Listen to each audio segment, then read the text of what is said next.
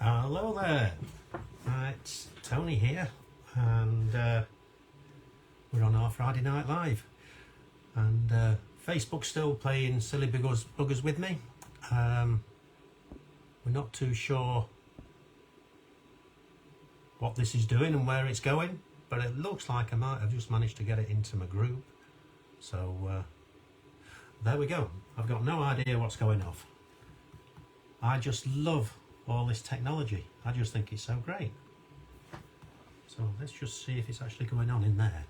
Anyway, so the purpose of tonight's write a message. Just bear with me a minute whilst I write a message, because this is all still fairly new to me. And we've done that. I can't get rid of it. So, I'm just going to ask you to bear with me a second whilst I go to my wonderful assistant and see if she's actually been able to pick us up from downstairs. Just bear with me a moment.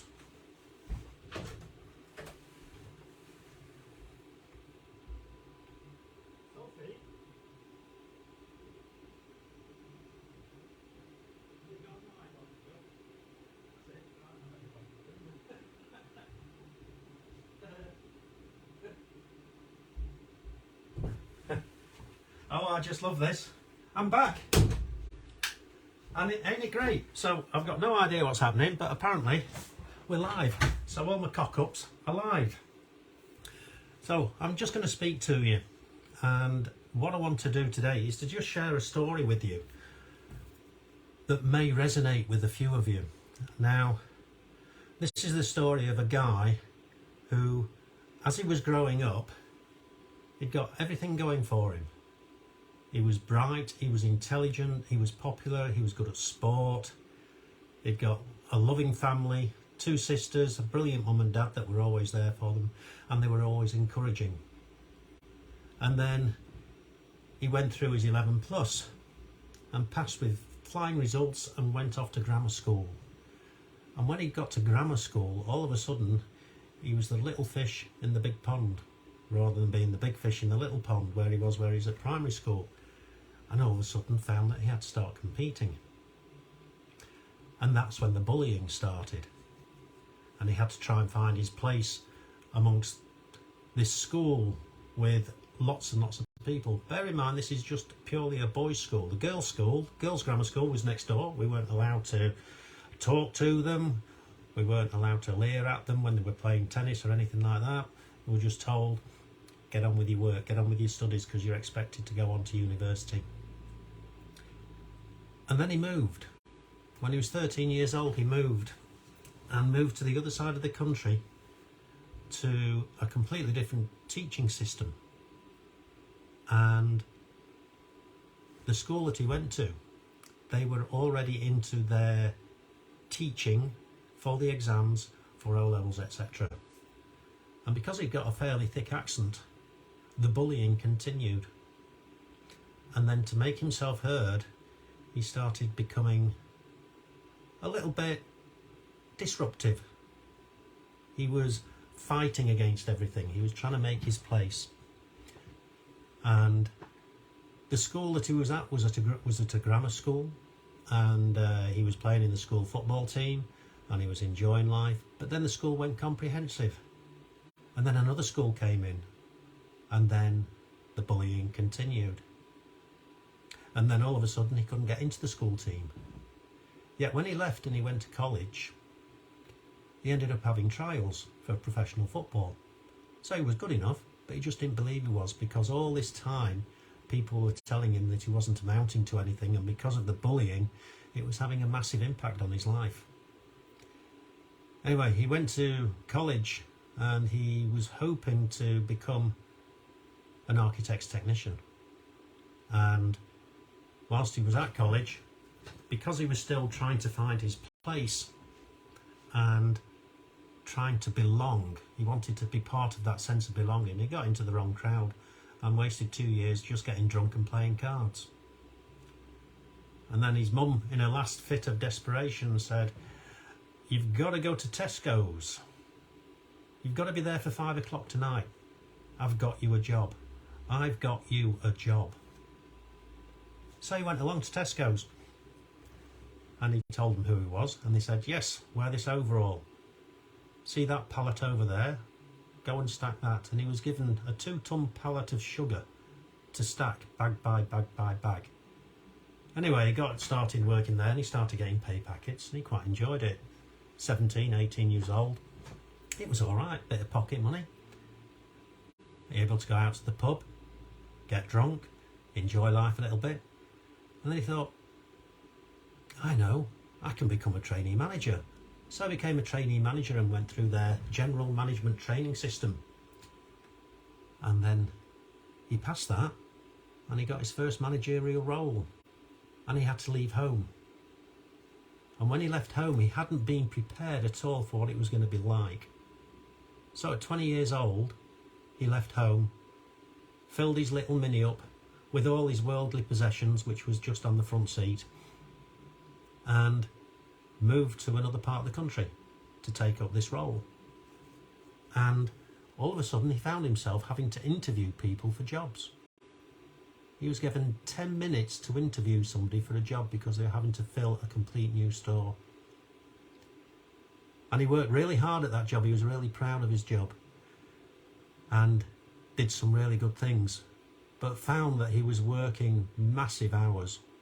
I mean, we were talking here doing 70 and 80 hours a week, but because of his management only getting paid for 39 hours per week. Work that out, the hourly rate's not so good. They didn't have minimum wage in those days, but it would have been well below the minimum wage if you were to work it out. So he's working all those hours getting called out for the store's burglary alarms. And after a bit, he got a bit fed up with it. And he was suggested that maybe he should go into insurance. Now at this stage, he was married and his wife was expecting the first baby. And it was a bit of a gamble, but he decided that he was going to go into insurance. Excuse me, it's only water. So he decided to go into insurance, became a district agent with a little known insurance company called Prudential. Why did he go into insurance? Why did he go and work for the Prudential? Did he know anything about insurance? He hadn't got a clue. He was a crap salesperson. He didn't even realise that the job was about selling, and he hated it. And he hated going around to people's houses and collecting money. And he hated it during the miners' strike, when you'd got people that had been friends that went against each other. And he witnessed all that, and he heard all the shouts and all the calling. Pretty horrible time. Anyway, it was pretty obvious that he was coming to the end of his reign with that little company called Prudential, because he wasn't doing the job to his full ability. He'd got no desire to work for them. And a friend of his who was an insurance broker says, why don't we work together? And then he told him how much money you could earn selling policies as an insurance broker compared to a district agent. And it was about 10 times as much money. So obviously, he was really excited about this. Yeah, let's get involved. But all of a sudden, he found himself in a position where him and his partner were chasing two really big fish. They didn't bother getting any of the small business. They were after the big stuff. They were in it for the big time. And guess what? Both of those fish failed. Didn't land either of them. And during that time, he'd become involved in network marketing with a little known company called Amway. And he thought, this is it. This is going to be all my dreams. And that's when he started getting involved in positive mental attitude books, of which he's got many, many copies. But it didn't work out for him. And his marriage failed.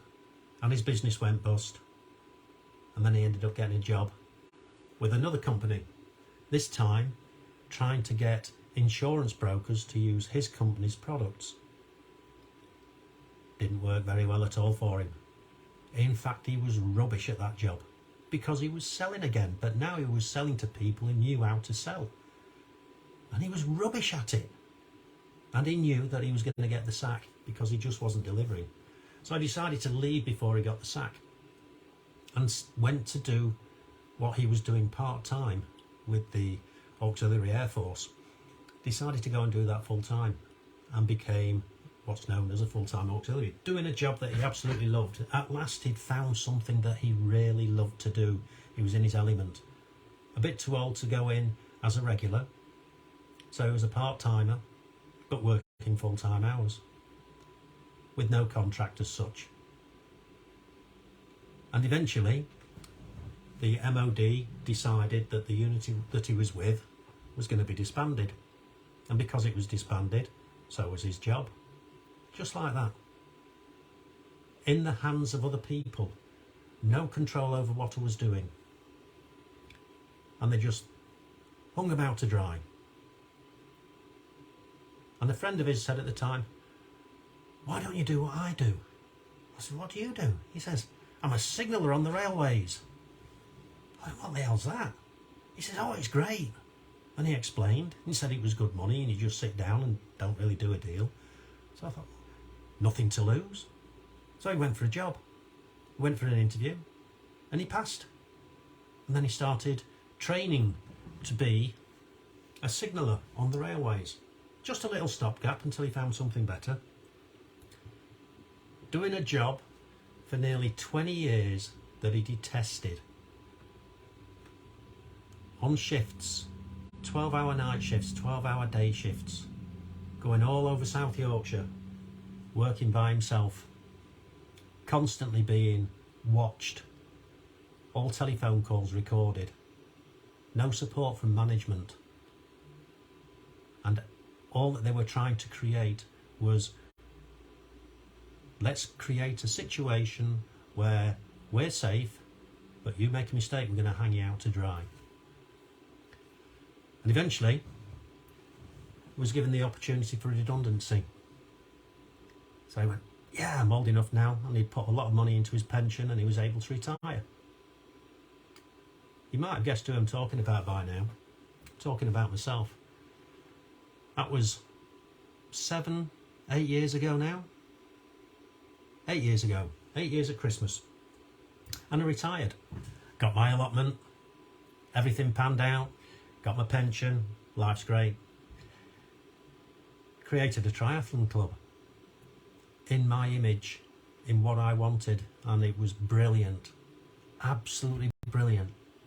I was told you can become a victim of your own success. I wished I'd listened to the guy who told me that. He knows who he is. And everything was going great. But then he got divorced. And that's when his life started to change. A traumatic time. Massive upheaval. And he realised that he was going to have to start working again. He'd been retired, but now he was going to have to go to work again because he got bills to pay. So, what's he going to do? He trained to become a personal trainer. He was already a coach. He became a triathlon coach. He took on some clients. He started doing sports massage therapy. He started teaching Pilates. And then, with doing all of that, he started getting into mindset because he knew that his mind was in a really bad place. So for the last 6 years or so, I've been working on my mindset. And I realised that, boy, was I negative. Was I negative? I was just going out trying to people please all the time. I just wanted to be recognised. I just wanted to be liked. I just wanted to fit in. And then I realised all the things that I was doing it for other people, just for them to acknowledge me. I was never ever doing anything for myself. And this all came about by doing mindset work. Maybe this will resonate with some of you. Maybe you are doing things to please other people. Maybe you're making yourself bottom of the list all the time. That's certainly where I was. Anyway, cut to the chase. Through doing all this mindset work, you start opening yourself up. You're a bit like an onion. There's so many layers in there. And when you really start looking at yourself, you find there's a lot of things that you don't particularly like about yourself. But guess what? The really good news is you can change those things. Some of them are easy, some of them are tough, but it's certainly worthwhile. So if you've been going through your life, just finding yourself going into jobs, going into jobs that are stopgaps that last for a long time, if you find yourself being guided without any real forethought, if you find yourself in a position where you want to do something but you're not brave enough to do it, staying in relationships that are poisonous, where you should have got out a long time ago, all these things I've done, I think I've made about every mistake that is possible to make. And I can now say, hand on my heart, that I've lived the life of a 40-year rut. I just followed a plan that was laid out, where you go out, you get a job, you go to work, and then you retire 40 years later on 2/3 of your income, if you're lucky. And what I found was that everything I'd been taught at school and about how you move on in life is a lie. Everything that we're told is a lie. You might not believe that, but what we can actually do is we can start working on ourselves, we can start believing, we can start having belief in ourselves, and we can get out there and we can be adventurous, we can dream, we can risk things, we can learn to fail, because guess what, when you fail, you get great success from failure. Fail your way to success. And when you don't know exactly what you're going to be doing day from day by day, life starts getting exciting. Rather than get up, go to work, come home, watch the telly, go to bed, maybe go to the pub. You see, if you just keep on doing the things that you've always done, you're going to continue to have what you've always had. If you don't like your life, or parts of your life, you're going to have to change some things. For me, it was a 180-degree turn, and it's taken an awful lot of work to get to where I am today. So I'm 60 odd years old now, and my life is just starting, and I'm really excited about the future, and I'm really excited about the amount of people that I'm helping. I'm really excited about where Donny Try's going to end up. You see, some things that we've done have been fantastic, but guess what? I wouldn't change anything that I've gone through. I've gone through some really harsh times. I've been broke. I've had banks say, take your overdraft somewhere else. I've been sacked. I've lost businesses. I've lost family. So I've lost a hell of a lot, but I wouldn't change any of it, because I had to go through those experiences to become who I am today. I wouldn't be who I was today if I hadn't have lost 2 marriages, if I hadn't have gone bust. You see, all those things that we sometimes feel are pretty shitty, they're actually there to teach us a lesson, because we need to learn that lesson so that we can move on with our lives. Anyway, that's all for now. This is the first chapter in this story, this 40-odd year story of growing up as a kid, full of enthusiasm, full of hopes, full of dreams, to find all of a sudden that you forget about your dreams and you just become part of the rat race. But you don't realise that you're becoming part of the rat race until you look back 20 or 30 years later and go, bloody hell, how did that happen? How did that happen? How did you allow that to happen? All this time I'd got all the material that could have got me out of it, if it had been just bothered to take a look at it. So, if you want to do something about it, keep plugged in. We can help. We want to help as many people as we can help, but we'll only help people who are prepared to help themselves. You see, I can't do anything for you. Only you can do for you. But I can help, and I can guide you, and I can mentor you, and we can work together, and you've got support, you've got safe support. So it's a call out to you. If you feel that you need some help, give me a shout. I want to help. Anyway, I'm going to cut this short now, and I don't know where I'm going to be pressing, so